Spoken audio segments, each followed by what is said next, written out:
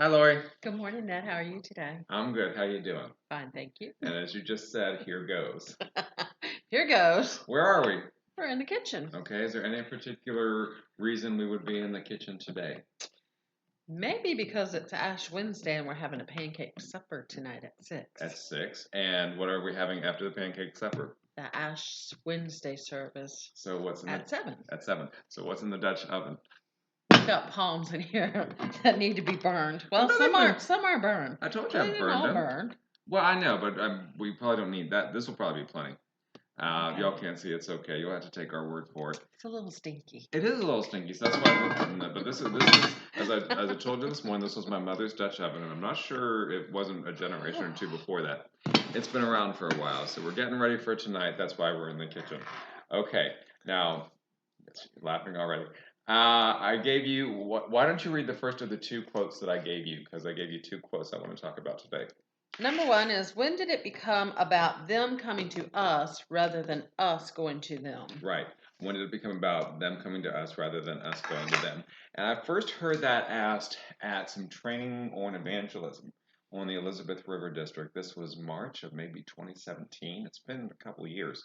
And a group named Fresh Expressions was speaking to us. Actually, Krista Springstead, who is the pastor at a church called The Garden, a United Methodist Church in Norfolk, read a sermon that day. It was based on Jesus' telling the disciples, "Follow me, and you will fish for people." And then the speaker from Fresh Expression, and I think his name was Galen, I can't quite remember, said, based on Krista's sermon, for the church, when did it become about them coming to us rather than our going to them? And I thought that was a really great question.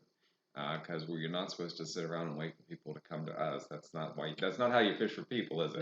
No, you got to get out there. You got to get out there and You have to build relationships. Yeah, and that's something I wanted us to keep in mind. Now, what is the second thing that I told you I wanted to talk about this morning? It says when you aim at nothing, you'll hit it every time. What do you think of that? I think that's pretty cool. Okay. It's true. But can you see how it is true? Can you see how we might want to apply that in the church? If you aim at nothing, you'll hit it every time. That's right. If you don't try something new, nothing new will happen. Yeah, that's true. Plus, you have to have a goal. That's why before we did the prayer walk last Saturday, which I think went well, we said we're going to Hop Yard Farms. We said we're going for this day, on this day. We chose the location and the time and the place, everything. I told people we would only be out there about 45 minutes. It was kind of chilly. We ended up being out there for more than an hour. We looked at what we can do the next time we do a prayer walk because we plan on doing something else. But I've heard it said that goals need to be specific and measurable.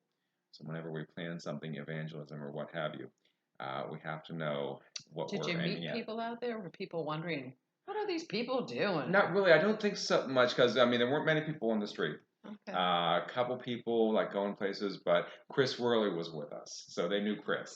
So that probably was a good entree for us because Chris and Carol live back there. Mm-hmm. But yeah. So we learned some things from that. We'll do that again. But as we plan things for the church, we have to be sure that we're not aiming at nothing.